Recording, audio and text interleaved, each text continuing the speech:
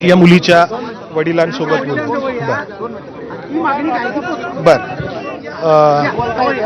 बोलतात. एक मिनिट.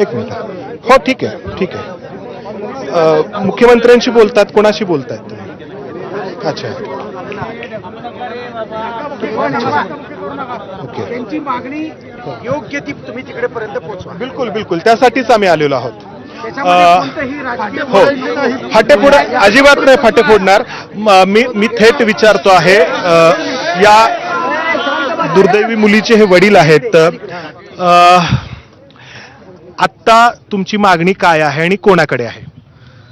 माझी मुख्यमंत्र्यांकडे एवढीच मागणी आहे की त्यांनी प्रत्यक्ष इथं यावं, इथे मला लेटर हेडवरती द्यावं की आम्ही त्या नराधामाला फाशीची शिक्षा देऊ, नाहीतर त्या नराधामाला त्यांनी आमच्या ताब्यात द्यावं, आमच्या सगळ्या समाजाच्या ताब्यात द्यावं.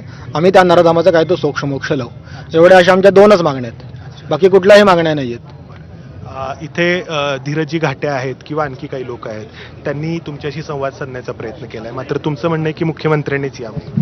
हो, मुख्यमंत्र्यांनीच इथं येऊन जर केलं तर ते पुढं काहीतरी होऊ शकतं. नाहीतर तो का कारण सांगतो, 2019 साली त्याने स्वतःच्या पुतणीवरती रेप केला होता. तो जेलमध्ये अटक होता, 6 महिन्यात तो पॅरालावरती सुटला आणि आज त्याने माझ्या पोरीवरती रेप केला. मला सांगा का सुटला तो? आपला कायदा जर एवढा कडक असेल किंवा प्रशासन आपलं एवढं कडक असेल तर तो का सुटला आणि का माझ्या पोरीवरती परत रेप झाला? मला सांगा, आपल्या कायद्यानुसार जायचं आहे. फडणवीस साहेब म्हणतात आपण कायद्यानुसार जाऊ. मला सांगा, ही शाश्वती पुढे फडणवीस साहेब देणार आहेत का? ते आता तो कोर्ट यावेळेस पण तो सुटणार नाही म्हणून.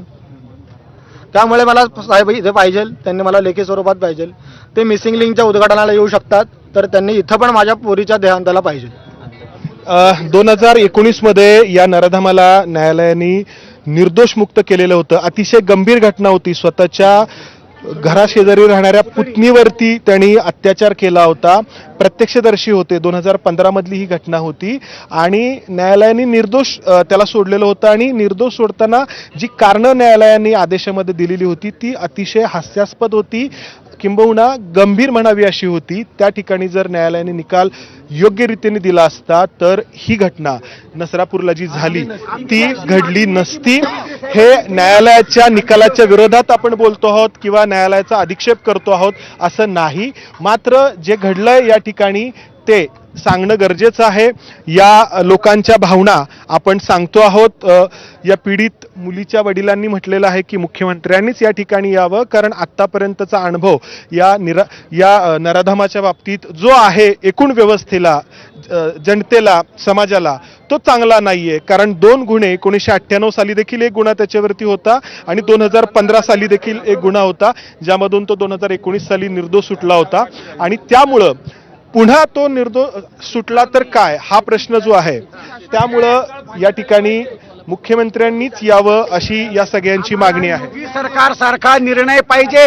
जागच्या जागी चौकामध्ये फाशी आणि आई वडिलांच्या हातामध्ये बंदूक द्या आणि त्या नराधामाला जागच्या जागी गोळ्या घातल्या पाहिजेत. आणि मुख्यमंत्री साहेबांनी इथे येऊन त्या मुलीचा अंत्यविधी केला पाहिजे.